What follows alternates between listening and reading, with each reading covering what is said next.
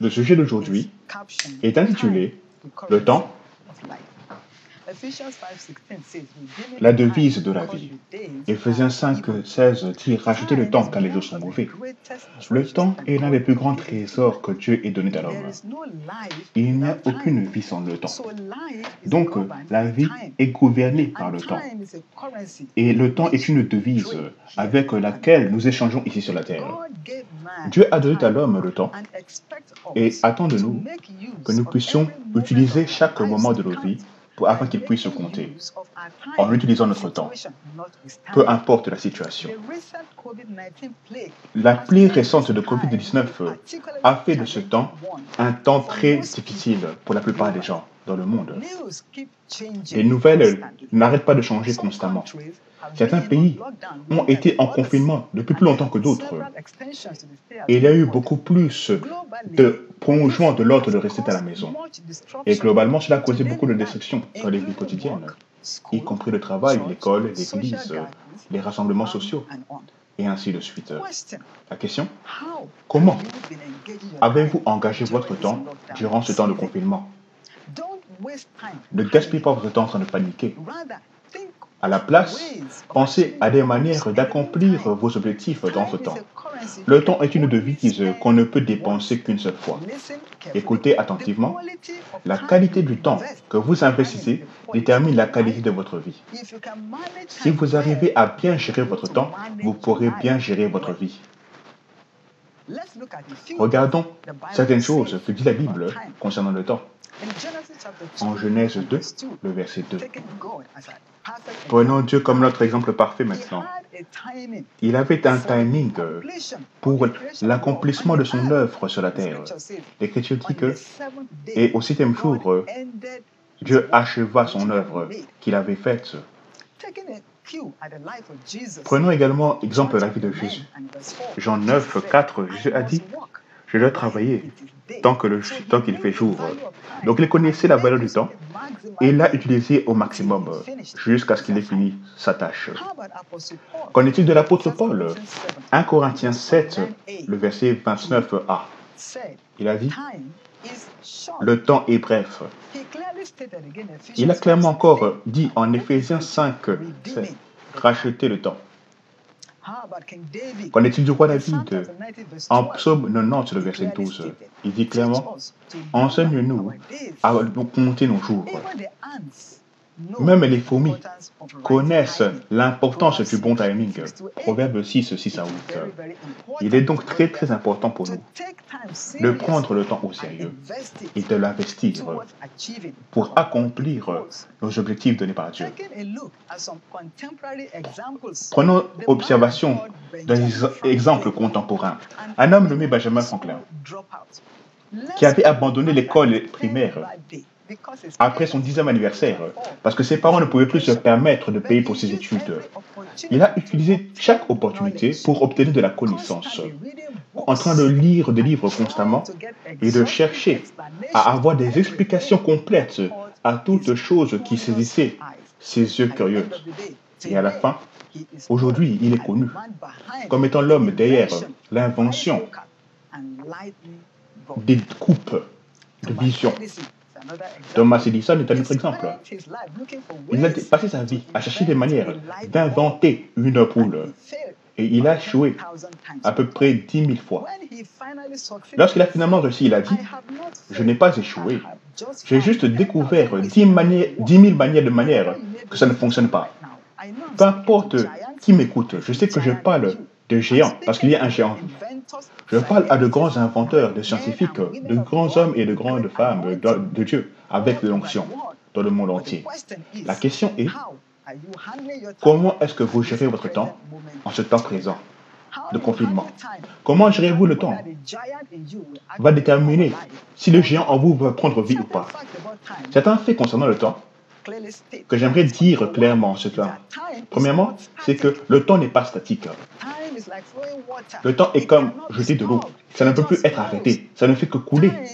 Le temps est utilisé dans le passé, le présent et le futur. Vous ne pouvez pas mettre un arrêt au temps. Vous ne pourrez pas le poser. Vous pouvez mettre un arrêt à votre montre et à votre horloge, mais vous ne pouvez pas le faire autant. Nous savons tous clairement qu'il n'y a que 24 heures par jour, 7 jours par semaine et 52 semaines par an. Une année normale a 365 jours et parfois 366. 10 années comme décennies. 100 ans comme un centenaire, un siècle. Donc, à 40 ans, vous avez passé 4 décennies sur Terre. Si vous avez 50 ans, vous avez été sur la Terre pendant près d'un demi-siècle.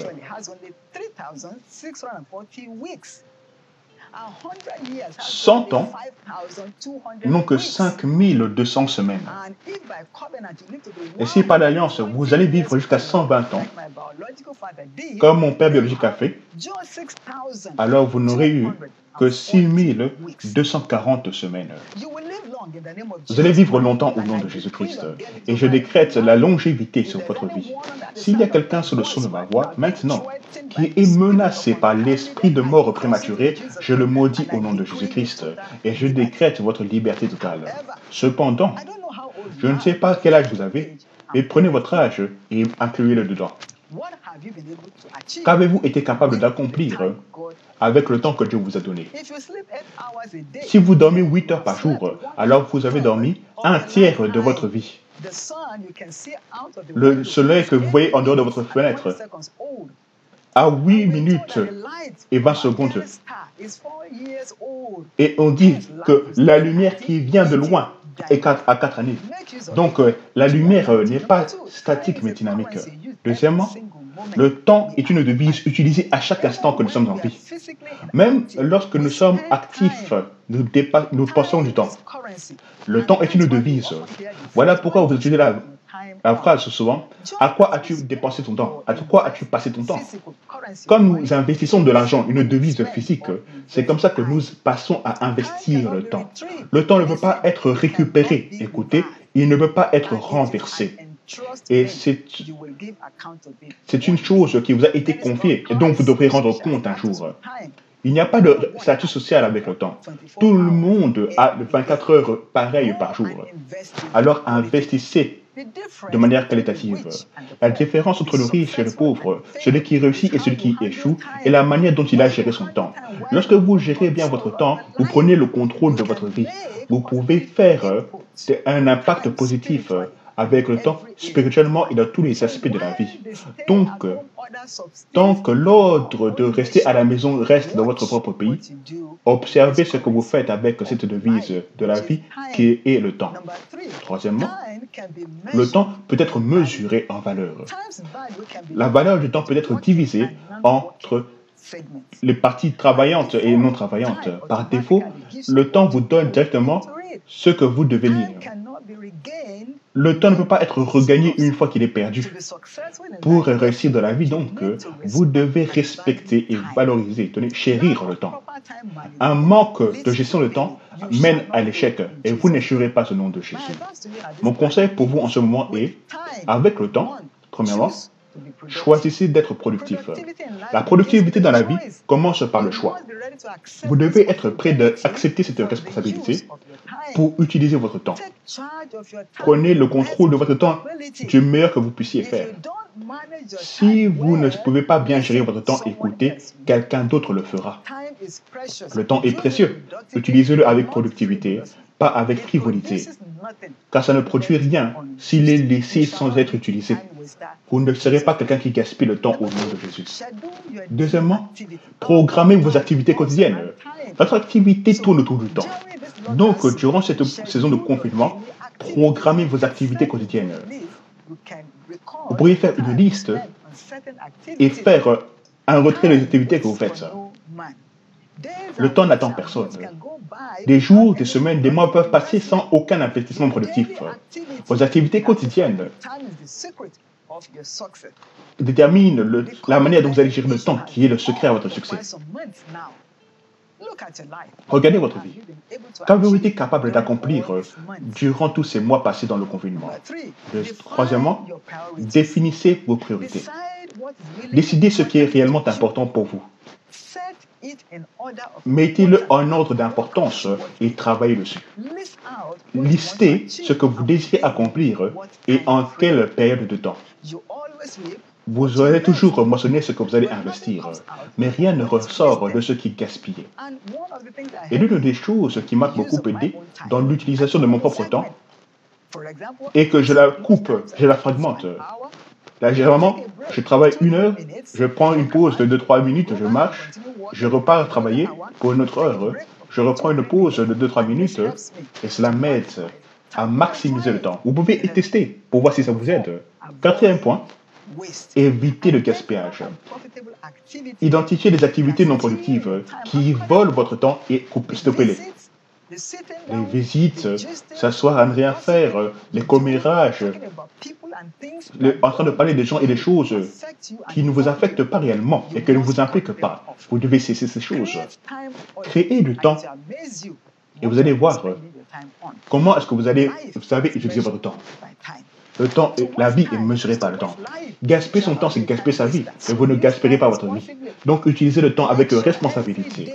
Assurez-vous que chaque jour soit compté pour vous. 5e, déléguez vos activités. Aucun homme n'est uni de seul.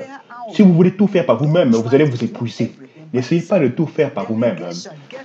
La délégation permet d'accomplir beaucoup plus en moins de temps. Et lorsque vous le faites, vous serez capable d'obtenir beaucoup plus de la vie et de le temps. Parents qui sont à la maison, par exemple, impliquez vos enfants dans les corvées de ménagères et cuisinez ensemble, donnez-leur des responsabilités. Et en faisant cela, tout le monde est impliqué et vous pourrez faire beaucoup plus dans le temps. Partagez donc ces corvées en famille. Et alors que vous le faites, l'aide de Dieu sera votre portion. En conclusion, le temps est gratuit, oui, mais il n'a pas de prix. Le temps s'envole, mais la bonne nouvelle est que vous êtes le pilote du temps de votre vie. Comprenez que vous avez été choisi avec cette confiance du temps et le temps de rendre des comptes viendra. Donc, gardez votre cœur de toute négativité et concentrez-vous pour tirer le maximum, le meilleur de cette saison. En le faisant, vous ne regretterez pas au nom de Jésus. Écoutez, si vous n'êtes pas sauvé, vous n'êtes pas en sécurité. Être né de nouveau, courbez la tête et priez avec moi. Du cœur. Oh Dieu, aujourd'hui, je viens à toi. Je suis un pécheur. Jésus, sauve-moi. À partir d'aujourd'hui, je suis un enfant de Dieu. Au nom de Jésus. Amen. Si vous avez prié cette prière du cœur, félicitations d'être né de nouveau.